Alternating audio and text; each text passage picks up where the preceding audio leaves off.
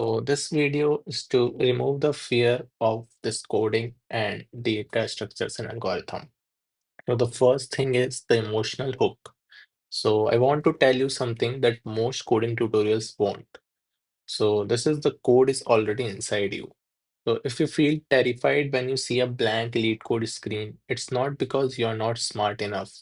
It's because you're trying to think like a machine before you have allowed yourself to think like a human. So today I'm going to show you that data structures and algorithms are not scary math. They are just tools to upgrade your own brain. So let's go to solve this human puzzle. So just forget the syntax. Just think like, let's say I give you a pile of 100 unsorted cards and ask you to find the number 7. So what does your brain do? So you don't think about loops or indices. You just pick the first card, and if it's not 7, you look at the next one and then the next. So that is an algorithm. Specifically, it's the brute force approach. So I want you to realize that every time you solve a puzzle in real life, you are already writing logic. So don't be afraid of the messy, slow solution. It's a proof that you understand the problem. So let's go to next thing, the introspection, the space-time trade-off.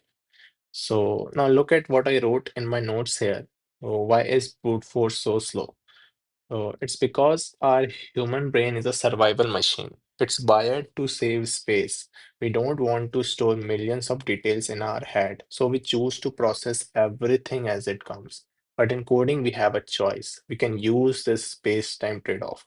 We can like do like, okay, I will use a little bit of computer's memory to store a result which we have to multiple times evaluate it, which is taking time. So that computer never has to calculate it again. And hence, like by storing it, we are like reducing the time for achieving that process.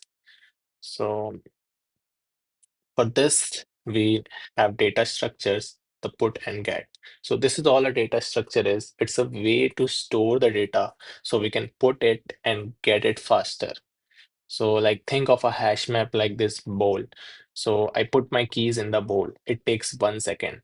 And the next morning, I don't need to search the whole house. I can just go straight to the bowl and I can get my keys in 1 second.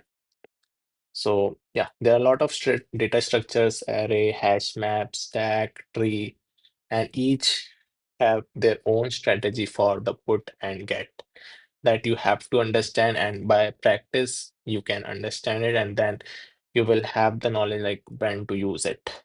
So next thing is that the motivation and the call to action. So you are not just a coder, you're an architect of time. So stop fearing this machine and start teaching it how you think.